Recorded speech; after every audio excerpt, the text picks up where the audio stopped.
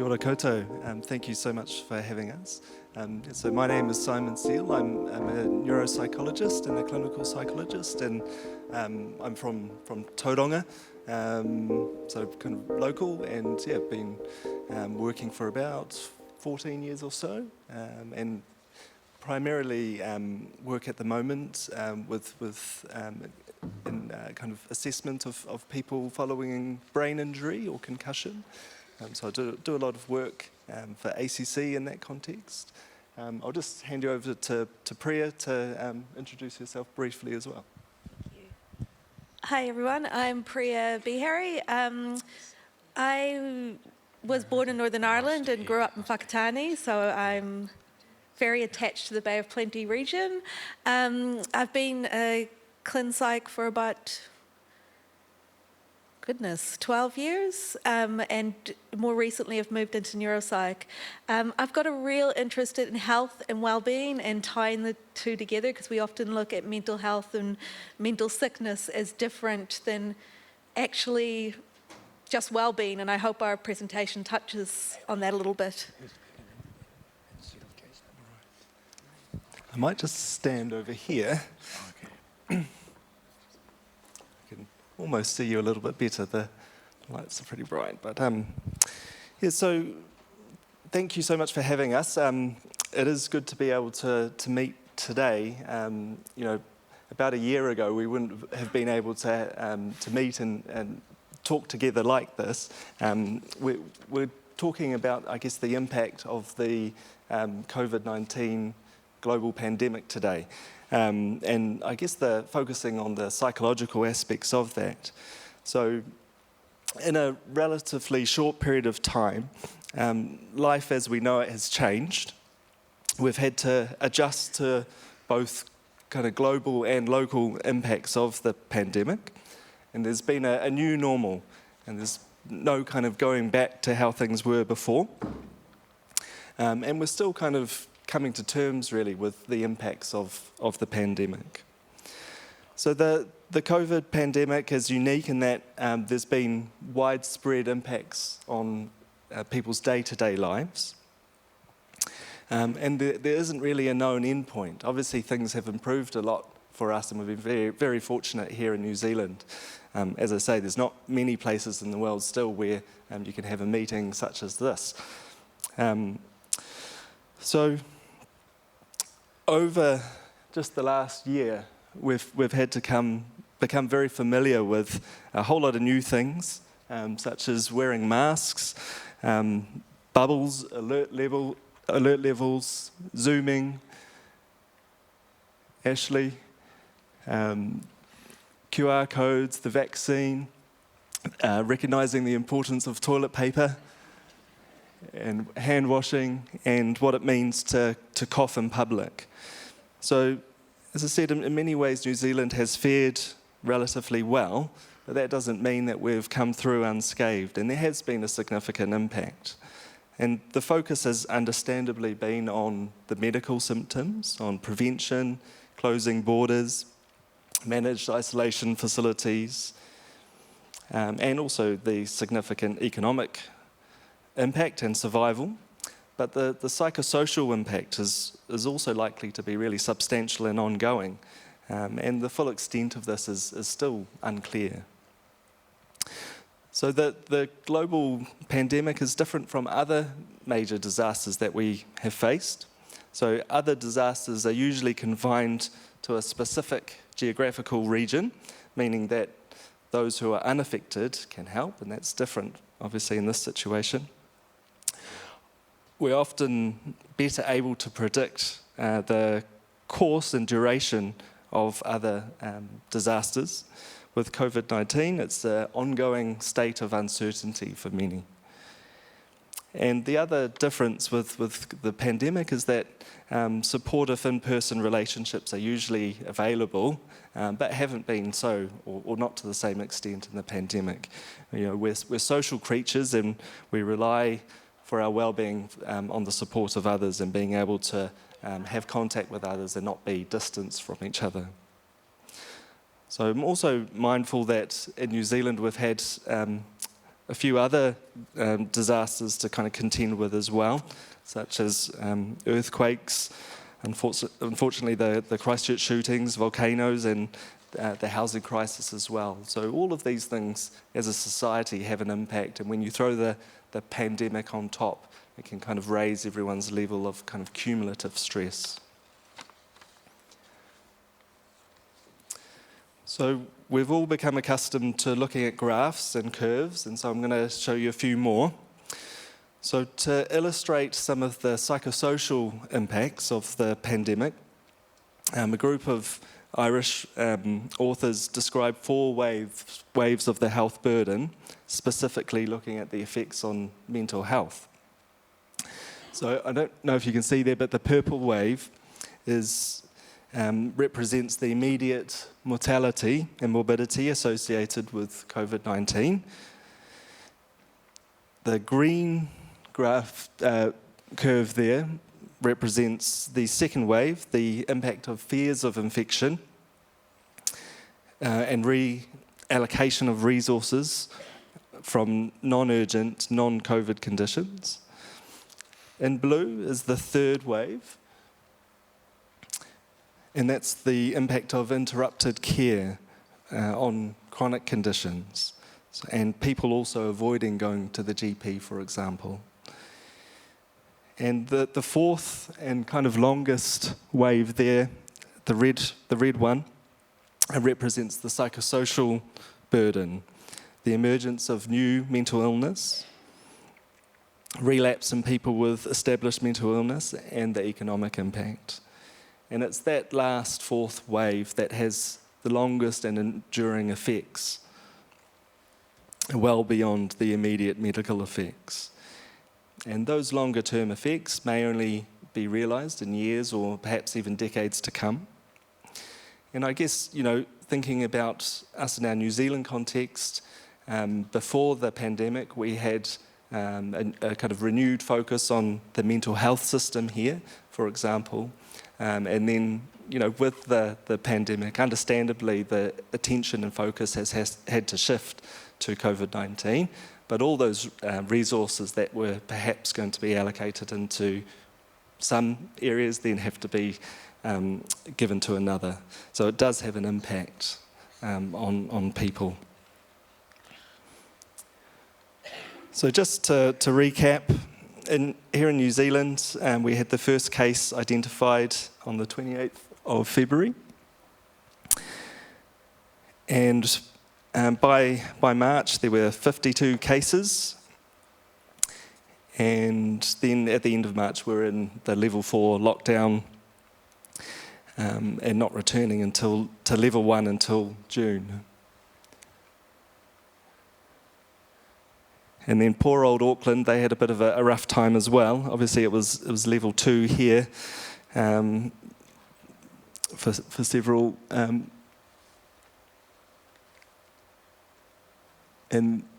So even right up until March this year, we had different alert levels to deal with, and Auckland being on the brunt of that. But as I said, we've been very fortunate in New Zealand. We've had a go hard and go early approach, elimination approach, and that's been very successful for us.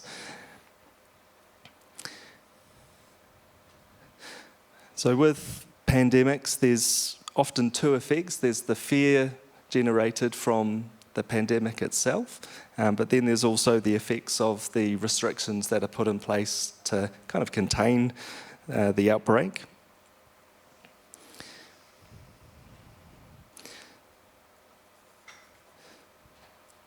And during lockdown or managed isolation, major stresses include the duration of the lockdown, fears of infection, frustration and boredom, reduced family and social contact, limited recreation opportunities, job losses, financial insecurity, and inability to attend schools and universities. So a lot of the research and evidence on the psychological and psychosocial impacts of COVID-19 have been based on people's response to lockdown and their experiences. And we know from previous epidemics, such as the SARS epidemic in 2003, that the people who were involved with that had increased depression, anxiety, and stress. In our early cross-sectional research from around the world, including the UK and Australia and New Zealand, have found similar patterns with the recent COVID-19 pandemic. And I guess it's important to emphasise that such responses don't need to be pathologised. In many ways, there's a normal to have these responses in relation to a disaster or trauma, and our anxiety response or fight or flight or freeze response is hardwired into our bodies and brains, and it's a necessary part of our survival. And these emotions and feelings can help provide us with important information. But of course, with psychological distress, there is a continuum, and at some point it does become unhelpful and potentially destructive for people. So some of those factors that are seen, or the psychological impacts, are stress and worry and health anxiety, poor concentration, irritability, indecisiveness, emotional exhaustion, including Zoom fatigue is a thing, grief, anger, numbness, deterioration in work performance, and that was, I think, really common, low mood, suicidality, post-traumatic stress, and insomnia. So an exacerbation of pre-existing mental health conditions. In a New Zealand study, which involved 2,000 respondents during the level 4 lockdown, a third reported high psychosocial distress. There were, unfortunately, 3 to 4 times higher rates of family violence. Thoughts of suicide were twice as high as pre-pandemic levels. And young people were particularly affected, with almost half of people within the 15 to 34 age bracket reporting significant psychological distress. And 1 in 5 reported increased alcohol consumption, which is actually a little bit lower than some other studies. So the predictors of psychological distress include loneliness, and obviously that's something that some of those lockdown restrictions can exacerbate. Uncertainty, financial stress, including job losses and insecure jobs,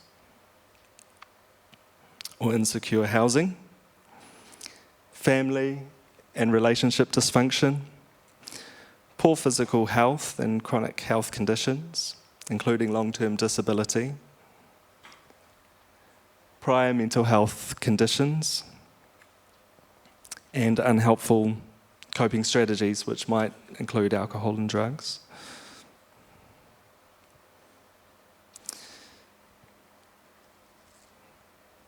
So the effects of the pandemic as well, unfortunately, have not been felt equally. Some are affected more than others, and it's been referred to as the inequality amplifier, meaning that the social inequalities that were there beforehand kind of come to the fore when there's a pandemic. Some groups are more affected by the direct and the indirect effects of the disease than others. And it's not about biological differences, it's about how people who are already on the back foot are worst affected. And some have also referred to the emergence of a COVID-19 underclass as well. So, for example, those people that don't have access to technology in particular, not being able to do things like shopping, employment and education. So those people that are particularly at risk are the frontline health workers and the border workers and people working in managed isolation. Those people who are in high risk areas, potentially to regional differences, and again, Auckland has borne the brunt of that. Those infected, and there's social stigma that comes with that. Those with fewer economic resources, those bereaved during the pandemic. Obviously, the normal waves of grieving were disrupted and not being able to gather together for funerals. So gender is a risk factor, so some researchers suggested women are more at risk than men, although in the New Zealand study it was equal. The very young and the very old. New mothers who are not able to have or access the normal support, and single-parent households. Low education is another risk factor, and minority groups, so migrants and refugees. And there have also been concerns about the disproportional impact on Indigenous groups, including New Zealand Māori.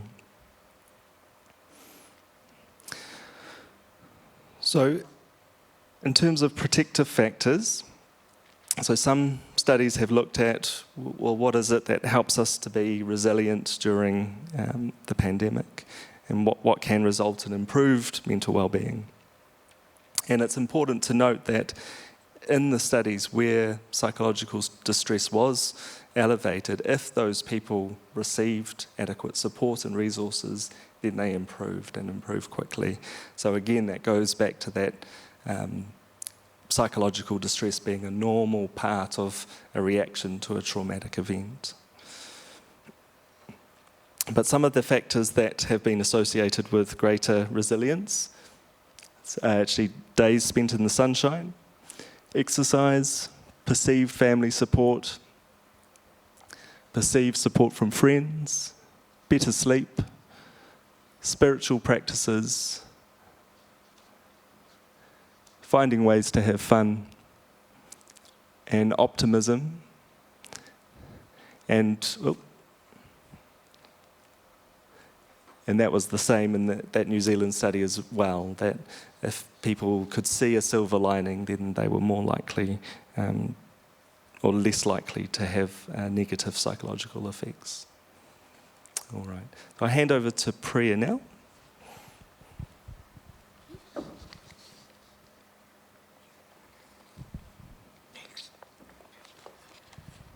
So, I'm not very good with technology or being on stage, so bear with me, because it feels like there's too many things for too few hands. So, like Simon has said, having this positive attitude can help get through difficult situations. 2020 was really difficult. No one predicted life was going to be like this, and no one predicted what we would have to do. So how could we plan for it? We just had to go through it. And what I've noticed is people adjusted really quickly.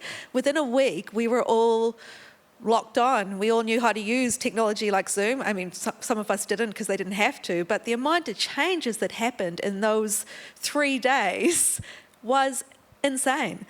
And then we went through this lockdown, got used to being quiet, life being a certain way, and then when things opened up again, we started racing. So we didn't get a chance to really breathe. We've just hit the ground running like it never happened, whilst being aware it could happen again. So it's a lot to hold in our psyche, and sometimes we don't acknowledge it and just carry on as usual. And I think it takes a bit of a mental toll. So I put up this quote here. Does anybody know who he is? Yeah, he's an amazing, amazing person. He survived the Holocaust. I'm not saying what we went through was anything like the Holocaust. Please don't misquote me. But he took this attitude that when you can't change the circumstances around you, you have to change the way your mind reacts to it or what you do with it. So a little bit like seeing the silver lining, like Simon said. He attributed the power of his mind and how he coped with it as the way he got through it. So we have that power even in circumstances that we can't change. So how do we cope? What do we do to actually cope with these difficult situations? I think the key is balance. So I really like this concept of balance because when we feel more balanced, we're more able to hold the challenges that get thrown on it. I look at it as a bit of a table situation. So if I'm a table and all my legs are even, the more things I put on it, the more I'm likely to hold up. I can carry all that water and all those glasses. But if I'm neglecting one of my table legs, if I'm not looking after one of them properly and it becomes a bit worn, the more things I throw on it, the more likely I am to collapse and fall down. So I have to be mindful of what's holding me up and what I need to do to cope. So, what are these things of balance? Are people familiar with Sir Mason Jury? Yeah, favourite model about balance. He talks about te whare tapa whā, which is the idea that we have these cornerstones, these key places in our foundations that help hold us up.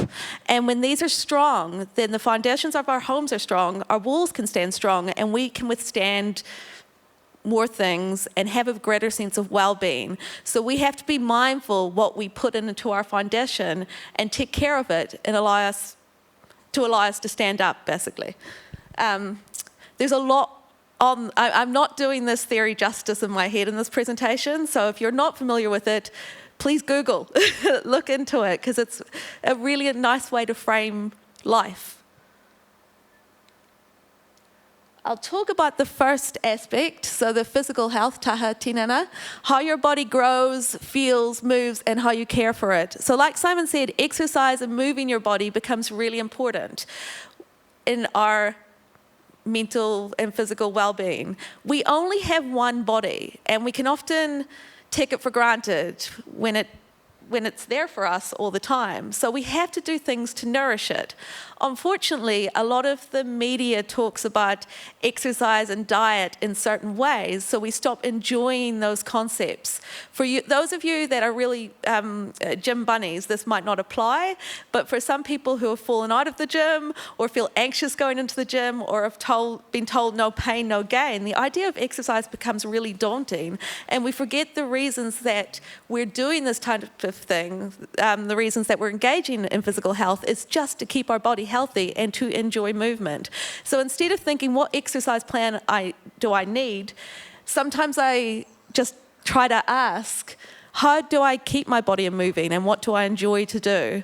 How do I nourish my body and what takes away from my body's health? So what am I doing to subtract from my body's functioning? So with movement, we can get locked into thinking we need to exercise a certain way and a certain rate, and then it becomes too hard, so we don't do it at all. That's why I go back to, how do you enjoy moving? If you enjoy walking, that might be the way to do it for you. If you enjoy dancing to YouTube clips in your room, that might be the way to start for you. It has to be very personal for you in order to sustain it. And then whatever you choose to do may take practice if you're not used to it. So the first few weeks can feel a bit of a trial, and then over time, your body gets used to moving and grateful for moving again, and that will help your physical health. I find that types of activity from Ministry of Health New Zealand, there's so many good resources and ideas there that allows you to think a little bit more creative about this, and I guess that's why I'm pushing this. We neglect this area because it feels too hard, but it's one of the easiest ways to get a little bit of stability back. Nourishing your body is also very important. I'm not a dietitian or a nutritionist. Is anybody? Yeah, so I hope my advice is okay. So rather than diet, because like I've said, the media has talked about, or how we've learnt about being mindful of diet tends to be about restricting or taking away food rather than about what we're giving our bodies to eat. And we don't think about nutrients. And then our bodies start to run on no fumes to deal with stressors like COVID. And at some point we tank, we just collapse. So it might be more useful to think about how we are nourishing our bodies, what nutrients we're giving.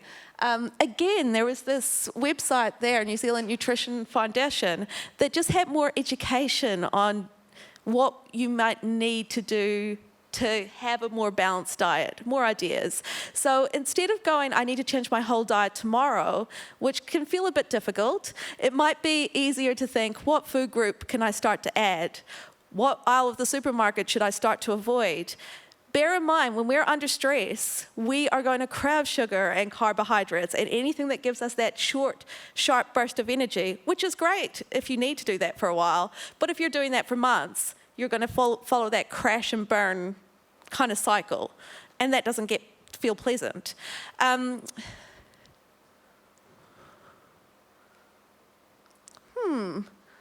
Sorry. I took out one because I obviously felt guilty, but it was just be mindful of your vices. So we all use caffeine. Maybe we don't. I use caffeine to get through the day. Some of us use alcohol to unwind from the day. Hopefully you're not using it to get through the morning.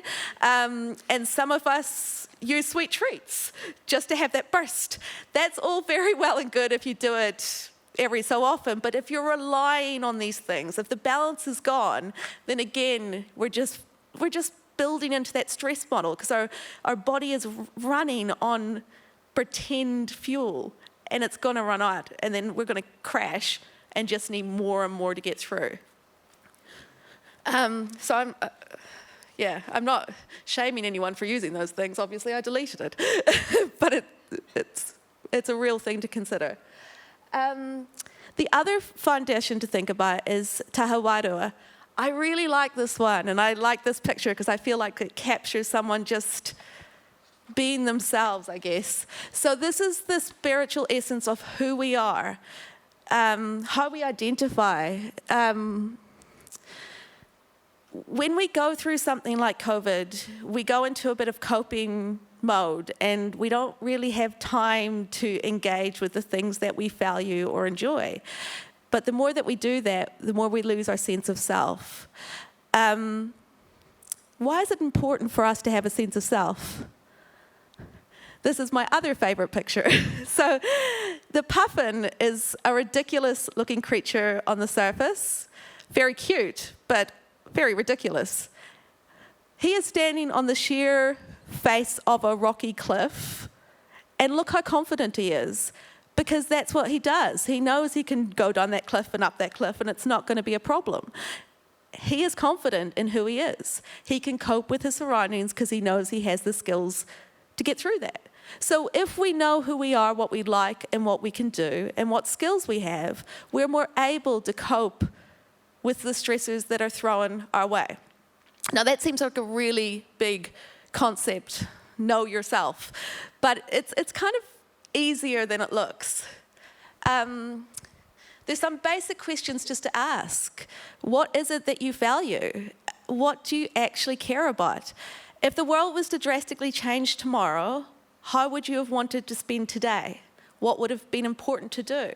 Would it be tapping into your creative side, your family side, your career, nature? How would you have wanted to spend those moments? And I know life is too busy to spend every second doing these things, but what are the small behaviors that tap into that sense of self, that sense that gives you pride? So there's another list of fun activities that might just give you that spark or idea that you need.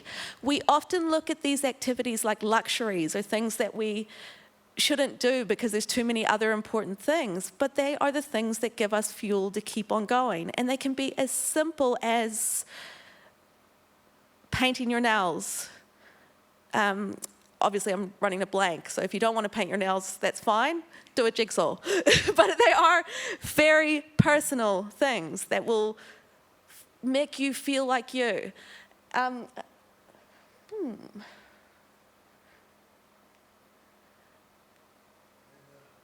Yeah, I had this popping up in a different way, so I'll just explain it a little bit more. So why are these activities important for our health again?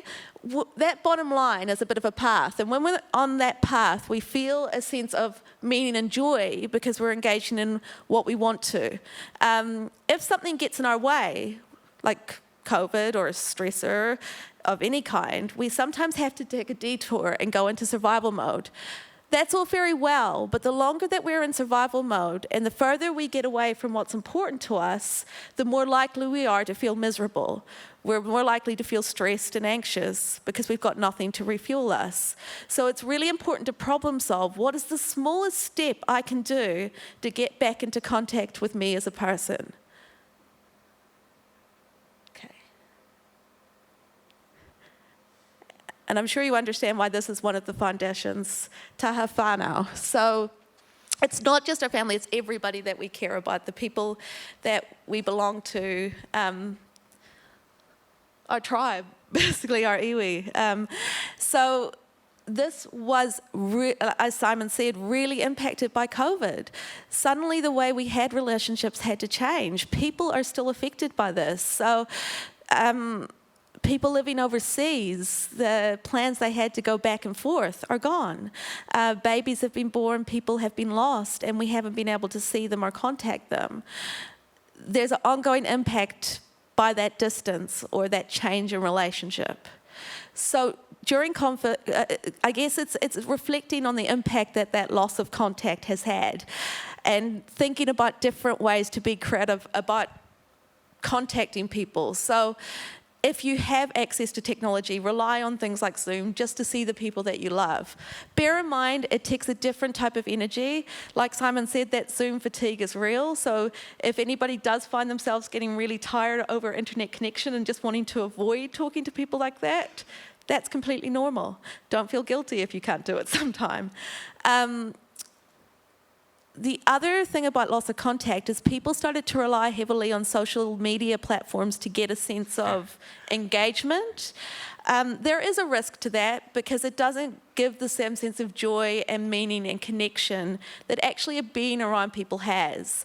So, and you can also get flooded with negative information or start to judge yourselves in ways that isn't very helpful. So be mindful about social media contact if that's the only thing you're relying on to get a sense of connection. The other thing that happened during our lockdowns was a loss of space. So suddenly, you may have chosen to be around these people. These people might have been your family, but all of a sudden, you were living with them 24/7. There was no way to escape them, and they were your only social contact. No one was used to that. It was normal to fight and bicker about things that you never fought about before. And it's normal to need space from each other during that time.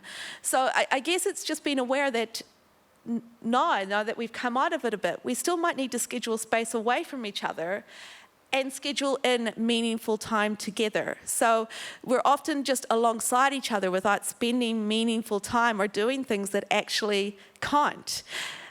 There was this lovely website online that had all these different activities that you could actually schedule in with as a family, and I think we often forget to take a step back and look at those things.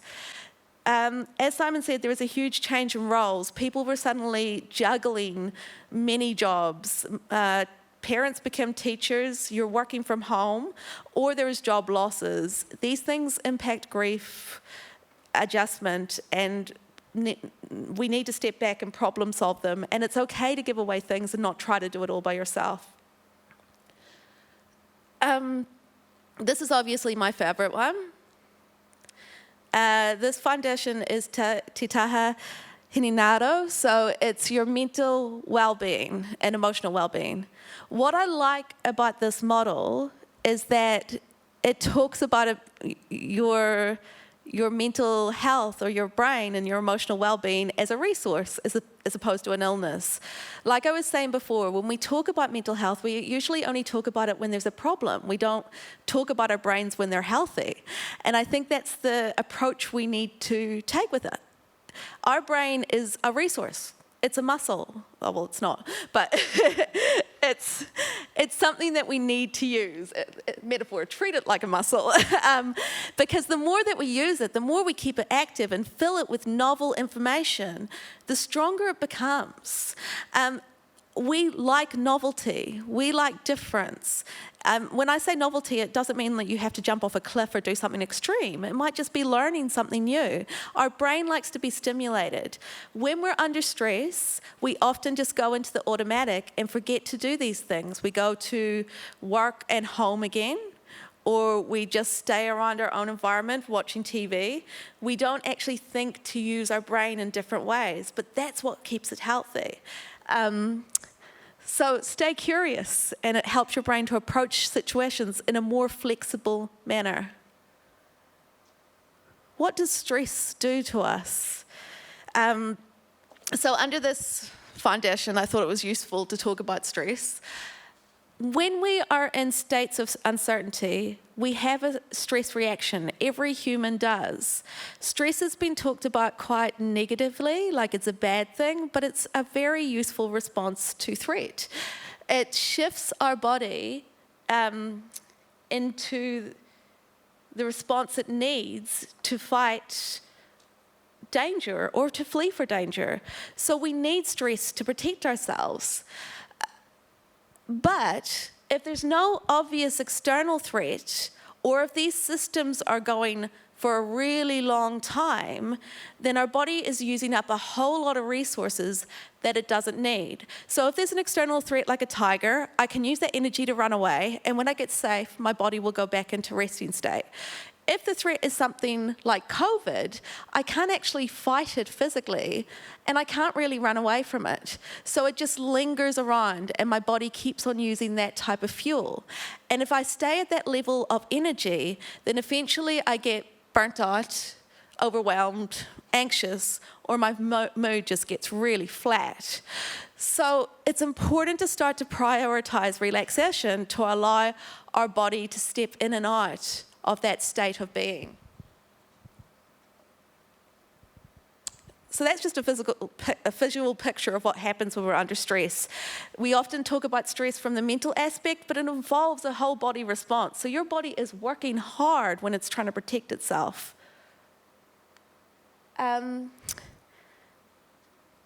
Relaxation is a really interesting concept. Has anybody been told just to relax? How does it make you feel? No, it's the opposite. It's like you can't just relax. You have to practice. And some people tend to be more active relaxers. We all do it in a different manner. It is useful to have a whole range of different ways to relax. And if you find it hard to mentally relax, it's a useful thing to start to build up a bit of a repertoire for. The things that I find relaxing, some of you will hate, and vice versa. So it becomes very personal. Find your own ways, I guess. And has everybody heard of concepts like mindfulness? Yeah, it's a very popular concept. Does anybody do it? Oh, very good. Has anybody tried it and hated it? Oh, good. So it's something that does take practice. If you haven't done it before and you try to sit down for half an hour to do it, you might find it really uncomfortable. The more you do things like that, the more your brain does learn to slow down and step in and out of that stress mode. So I do recommend it, but I recommend it in short bursts in the beginning, especially if you're someone that is an active relaxer.